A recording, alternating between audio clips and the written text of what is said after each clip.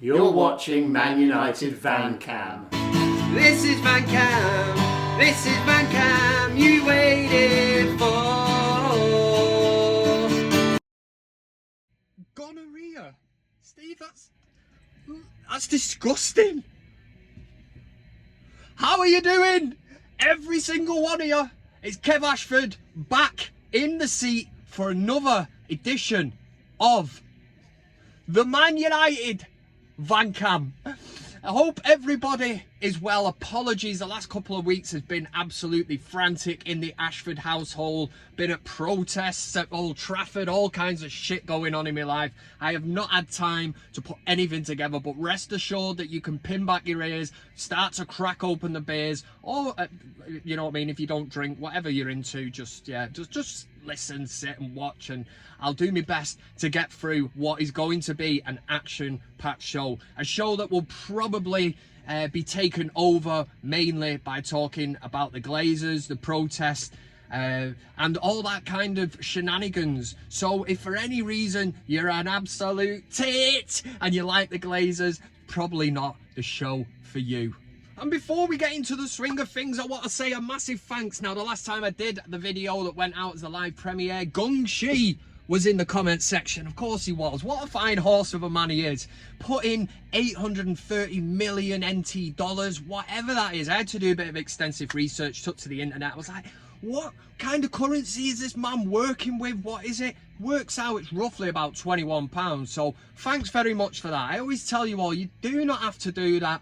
But any contribution that's made goes towards the upkeep of the channel. Do you know what I mean? Reinvesting in the green screen effects and all that. But anyway, let's get on to the protest now. It's been a couple of weeks. I did manage to make the one against Liverpool, the one that got the game called off. Before you're all saying, was it you on the pitch and that? No, I wasn't on the pitch. But I was outside Old Trafford, went along, had the crack, basically. Well, here I am, look, stood with a bottle of beer and Marathi, talking to Flex and that. Thought I'll put my views forward on that, have a mooch around the stadium, see what's going down.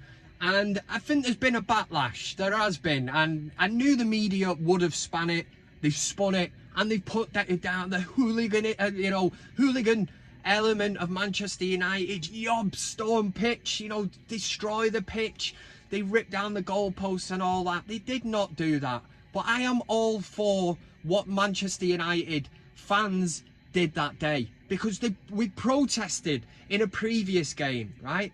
Yes, it made the 6 o'clock news or whatever, but it didn't go worldwide. Now, this is why this match or this protest was planned so well. It's Liverpool. It's one of the biggest fixtures in world football, regardless of whether they're battling for trophies or not.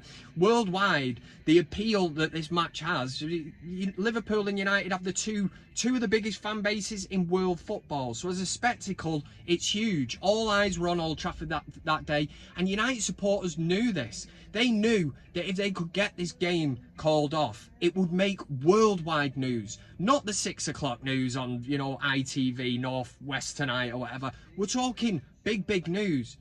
And United fans got together that day and managed to get the game called off. It sent shockwaves. And for me, at this moment, it was like, do you know what? Actions speak louder than words. We did the protest before, words, that's all it was. Let's chant Glazers out and that. No, we need a bit of action here now to ramp home the message of getting these parasites out of Manchester United. And I think they did a really good job of doing it. Yes, they did try again at the United-Liverpool, the rearranged fixture. They managed to let down the tyres of the Liverpool coach and that. The police were more switched on for that one, but I'll go back to the first protest. Why did the Glazers, who knew that thousands of people were going to descend on Old Trafford, not have adequate security? They were well outnumbered. They had some shitty red fences up. They were moved within seconds and thrown away, and everybody just stormed through. And there's also the thing that a door was opened, it wasn't forced entry. Yes, there is a video of a lad kicking a door in, but that leads into a lift that goes straight up to the executive lounge. I used to work at Old Trafford, so I know this shit. They got in the lift and they weren't able to get up because they switched the lifts off. The other door that's open, there is a video of everybody just casually walking in, going, "Yay, cheers, mate," and all security guards just stood there like that. Inside job, I don't know. Do you know what I mean? Give us 50 quid there, mate, and I'll open this door at a certain time. Kev's in the know. Kev's in the know. But as the movement must continue. United fans, we've had enough for years, you know, since the Glazers took over. But now we are in a position, fan power. Look at the Super League. That was the straw that broke the camel's back. It's the final fucking straw, if anything. It would, you know, fans are now looking and going, if they can think that they can actually do that to the English game, the English pyramid, you know, just forget about the history of English football, the Champions League, whatever, the European Cup, and try a breakaway group, a breakaway European league. The scary thing is, I think they were just testing the water. They will try this again, and this is where fan power comes in. You know, I've always been a little skeptical of these people online, you know, hashtag Glazers out, hitting the sponsors and that, but do you know what? It's working. We've had the story this week that somebody's pulled out of sponsoring United's training ground kit. Could have been worth 200 million to United. This is when the Glazers will start taking note. You know, imagine Adidas pulled the plug. I said it on the United stand before about Vodafone as well. I remember in the 2000s, Vodafone pulled their sponsorship deal with Manchester United 2 years early because of the backlash. And I said about a story which people laughed at me and thought I made up. I honestly haven't made it up, because I spoke to a lad the other day that was at it. The Vodafone store in the Arndale, United fans stormed it one Saturday afternoon before a match. All in there, Glazers out, we want Glazers out. You know, there's some random guy in there and the Nokia 3210. You know what I mean? Oh, camera phone, man. This is great. You know, next minute, flares, smoke bombs, Glazers out. Poor lad's probably there like, what the fuck's going on in here? And that's exactly, this has been going on since day one. Continue the movement, continue whatever you can do, even if it's online. The minute somebody sponsors put stuff out, Glazers out, the minute Manchester United, you know, get onto them and get the movement going, because we're going in to the big VanCam debate now, and we are talking again about the Glazers. It's more along the line of, do you think that these protests, everything that's going on, sponsors dropping out, could the Glazers sell up? So I've spoiled it for you, haven't I? Right, that's the start of the show, so we might as well fly straight now in to the big VanCam debate. Cue John Vallandigham, moderator of ManUtd VanCam, in the comment section. He'll probably be there now, and legend. The big VanCam debate!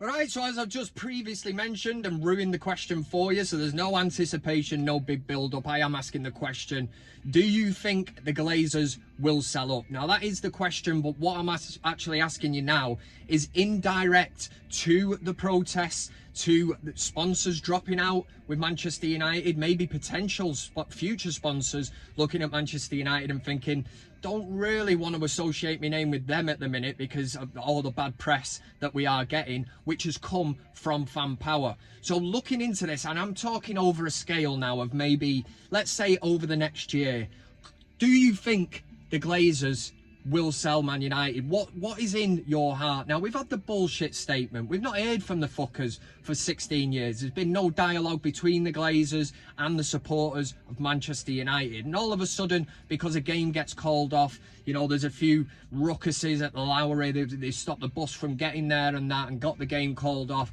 We get this dialogue, don't we? Avram Joel, whatever knobhead it was, sends a message out to the fans, and all of a sudden they're going to reinvest in the stadium. This is a stadium that is, no pun intended, it is old. I know it's called Old Trafford, but the thing is falling down, man. I mean, when it rains, and it rains a hell of a fucking lot in Manchester, yeah? I live there, so I know exactly the amount of rain that we get. You know, the rain comes down and the roof leaks, yeah? Training facilities wise, Carrington was up there, yeah, what, about 20 odd years ago. Now, we've fallen behind. Brighton have got a better stadium than us. Tottenham's training facilities wise, Brighton have got a better. Leicester have got better training facilities. Tottenham, Man City have obviously, well, they just do what they want because they've got a shitload of money. But it's the fact that the Glazers obviously take money out of the club and that. They've not done anything on that side to reinvest in, and that's why fans are rightly pissed off. Rightly pissed off. I'm trying to calm it down here a bit, as you can probably tell, because I'm trying to come across as diplomatic and whatever. Well, fuck them anyway. So the question is, do you think the Glazers will sell? Now, this letter that was penned to the United fans says that they will address the facilities and they're looking at pumping money into Manchester United, future transfers and all that. What's that you smell? I tell you what I smell. I smell horse shit. It's exactly what I'm smelling. Fucking bollocks, man. Not a chance. The only reason they put that statement out is because they were pressured into doing it, and they didn't want United fans to get any future games called off, because it's hit them. Manchester United might get fined for it. So if that is the case, then fans will continue to protest. And God help them when fans are allowed back in for this Fulham game, because once fans are in the ground, it's a different story altogether. It really is. Your question for this week is, do you think the Glazers will sell? Or will they just disappear back into the background? We'll never hear from them again. They'll continue to take dividends, just basically rinse the club. And Manchester United to them is a cash cow, and they will continue to milk it until every last drop. That was the udders, by the way, before, you know what I mean? Until every last drop has gone, and then they'll just sell up and move on. What are you thinking? Do you think the protests and everything, the movement that is really ramping up and getting stronger, do you think it's enough to get rid of the Glazers? Will they sell up? Get on to the community tab of the ManUtd VanCam page. The question is already set for you. Click a yes or a no. And as always, there is no sitting up on that fence. Don't be an absolute shithouse. Make a decision, a yes or a no. And if you're going to put a comment in, make sure it goes in under this video. A lot of people do comment on the community tab under the question and that. If you can put it under this video, give me your thoughts and that. It just makes, do you know what? It makes it easier for me, because I can click into the video, all the comments are there, and then when I need to take them out and use them for next week's show and let you know what the Van Camely are thinking, yeah, it makes it easier for me. So do that. Thank you very much. For BIG VanCam Debate! You dickhead! That was, no it wasn't, it was the BIG VanCam Debate. Make sure you cast your vote on the community tab of the YouTube page of ManUtd VanCam. Don't know why I'm pointing, struggling, just laughing at something. It was hilarious, it really was. Right, next we're going to do CockStroker of the week. There were so many nominations that were flying through my head for this week. Make sure if you've got a nomination, you send it through to me, because you'll get the creditation if it gets read out. Makes my job easier. But yeah, there was so many this week, but I've compiled a top 5 and we'll just roll. Well, we're going to have to roll with it because it's my show and I say what happens. CockStroker of the week. Welcome to CockStroker of the week. 5 nominations to hit you with this week, and there can only be one absolute weapon of the week, which we will crown, honour, and then we'll swiftly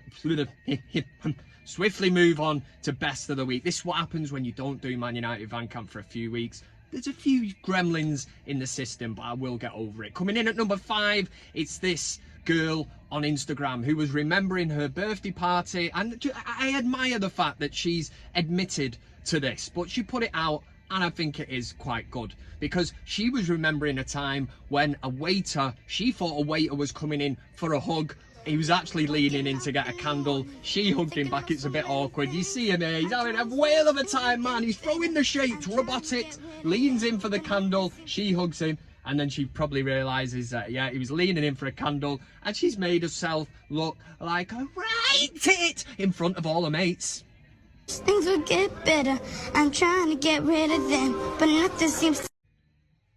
Number 4, the pubs did reopen, and hallelujah. I've got to say, I've not actually been to one yet. I'm waiting until the indoor and the novelty wears off. Every knobhead in England sat out in beer gardens with umbrellas and that. I'd rather sit in my own garden, honestly, but I am looking forward to teaming up with my mates and that when it's safe to do so, and when I feel right, and I can't be asked queuing up to get in pubs and that to sit out in the rain. Basically, that's all I can tell you. But number 4, on the day that they reopened, this bloke was spotted in his local beer garden, and he's in CockStroker of the week at number 4 because There's crimes being committed. I do not like to see beer being wasted. And this guy is clearly taking the piss, right? Because he's wiping it around his gums, which is fair enough. But when you start pouring pints over your head, that is spillage.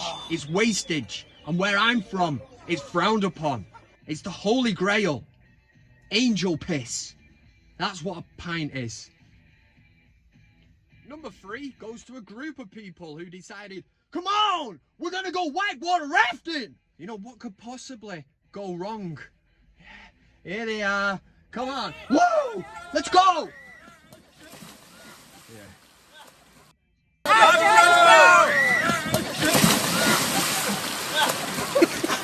Number 2 goes to somebody who's been in CockStroker of the Week loads of times and makes a return. Somebody had delved back into the archive of tweets that had gone out by Rants, formerly of the United stand. And it was his take on Mikel Arteta, who'd gone to Arsenal.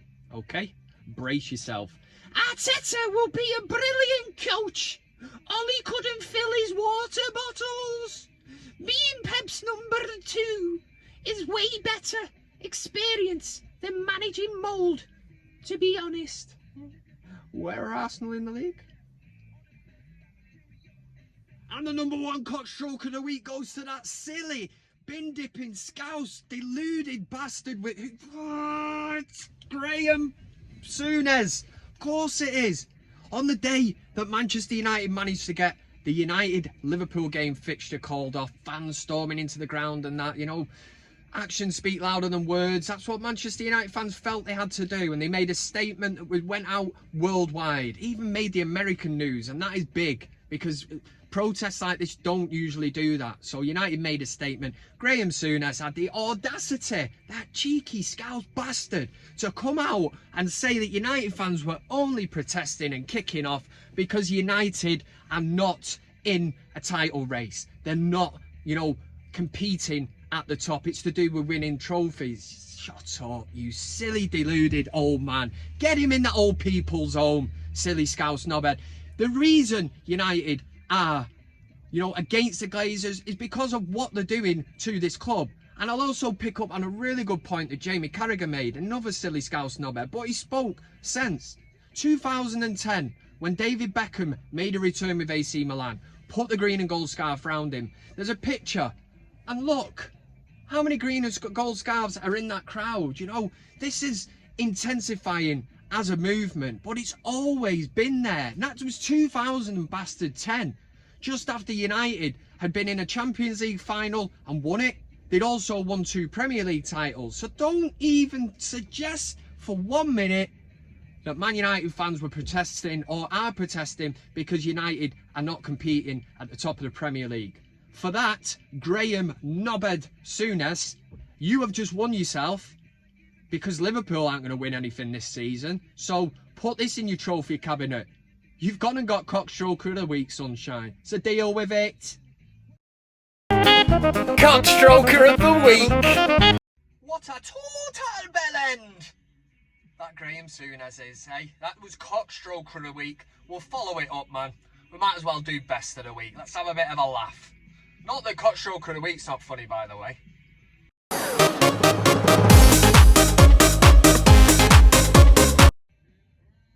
Who's ready for a bit of Best of the Week? I fucking know I am, so let's get this shit started! And number 5 this week comes from Chris Brennan, who took to Twitter to tell us about a little problem that he had. He said he spotted a mouse in the gaff last night, so he rang pest control and they quoted me £450 to come out and set traps.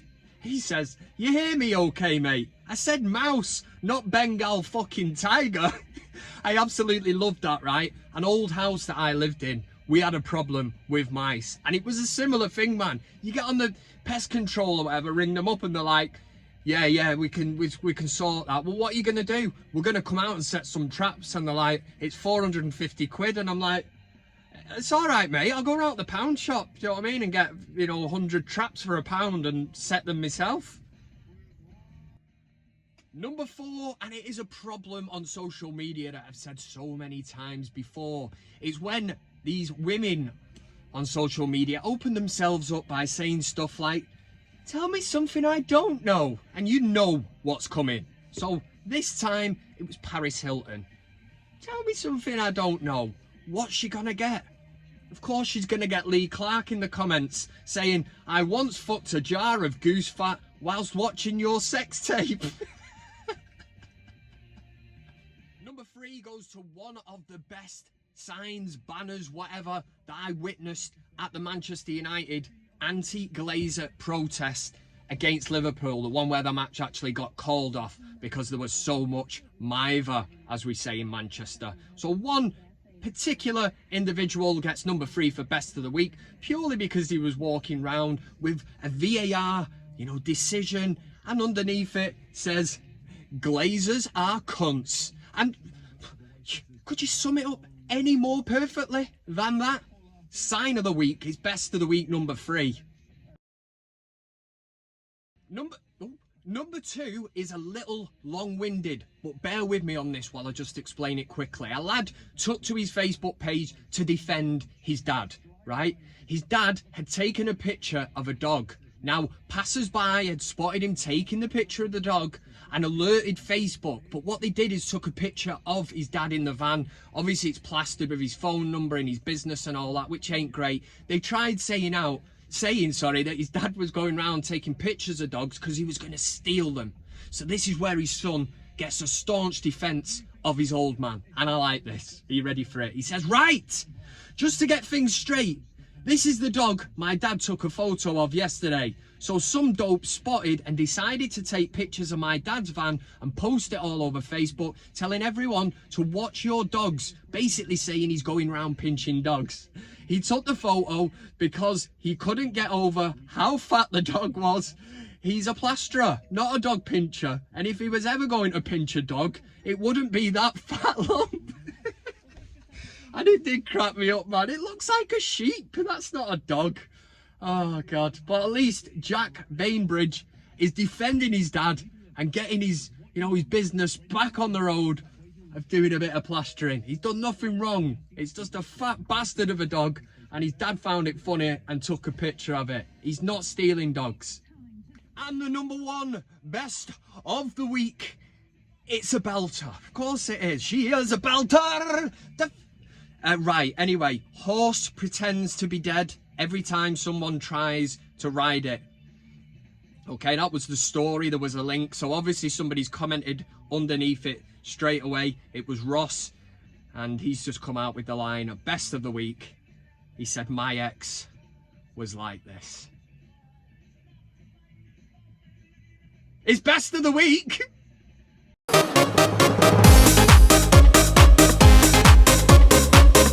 Yeah, Steve, you've rode a few dead horses in your time. Dirty dog. There we go. That was best of the week. Now we're going to have a very, very brief look at the ManUtd VanCam Fantasy League table. See how that's playing out. We've only got a few games left of the season, so we'll see how it's hotting up at the top and who could be in line to win some ManUtd VanCam merchandise. Ooh!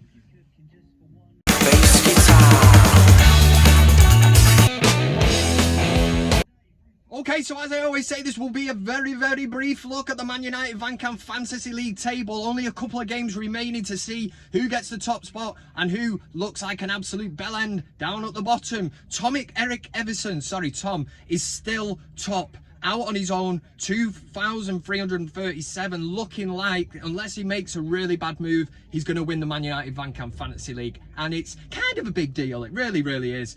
Bjorn Ollie Lundberg is the threat to him, so we will see how that hots up, and Simon Williams as well.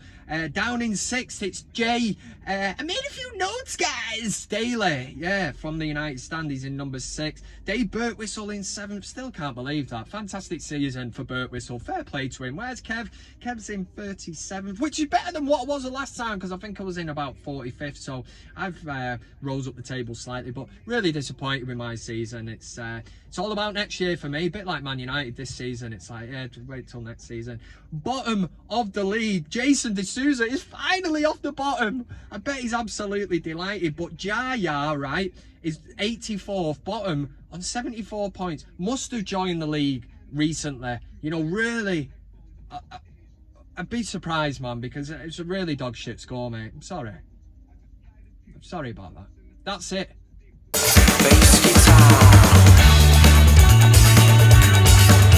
Okay, so sadly, we've come towards the end of another ManUtd VanCam. This is usually the time when I would read out some of your comments, but I haven't got time to do it. But make sure you get the comments into the comment section of the video, and I'll be back fully in play next week. A lot of the messages that have been sent to me are from the video which was a couple of weeks ago, so that's kind of it. They're in the past. We'll just leave them in the past. Few people might have been thinking, what's the sticker for? Kev today went for his 5G injection, the first one, you know, because I'm in that age group. I'm below 40, so got the text the other day, booked in this morning, I've been in, I'm on great form at the minute. And yes, one thing I will say, I mean, my phone's not even 5G compatible. 5G's flashed up on it. I've had no problem with a phone signal or whatever. I am a walking phone signal now. Look at this. And the fact of the sticker was, and this is the funny thing, I had it done, right? I'm not a big fan of needles, right? I don't like having things stuck in me. Oh yeah, you know what I'm talking about. Anyway, I went along, flew through it, guys talking shit to me. He said, hold this on your... I was like, is it done? He said, yeah, I've done it. I didn't feel a thing. Absolutely delighted. And as I walked out, this woman, she must have seen, you know, the look on my face. And she said, do you want a sticker? I was like, please. Felt like I was, you know, a kid again. You know, when you go to the dentist and have a filling or something, you got a sticker and you thought it was the best fucking thing in the world. I'm keeping it on. I'm proud. It says on it, I've had my COVID vaccination. I have. Anyway, no ManUtd game this weekend. We play next week. Fulham, fans allowed back in the ground. Keep the Glazer protest up. You're all doing mighty work. We can only do what we can do, and just hope that them parasites sell Manchester United. Have a top weekend. Drink in moderation. Don't do anything I won't do. Just go ahead and do it. You know, behave yourself. Nice one. Thanks for watching. Thanks for all the comments, and thanks for watching live. See ya! I said your love keep on lifting me higher and higher. Thanks very much for watching the video. You can also follow me on these other social media platforms. That's Twitter, Instagram, Facebook, and of course, plenty of fish. Oh yeah! Thanks to everybody who gets involved, comments, likes, shares, subscribes. Subscribing is the main thing. It costs you nothing, and why wouldn't you want to do it? This is ManUtd VanCam.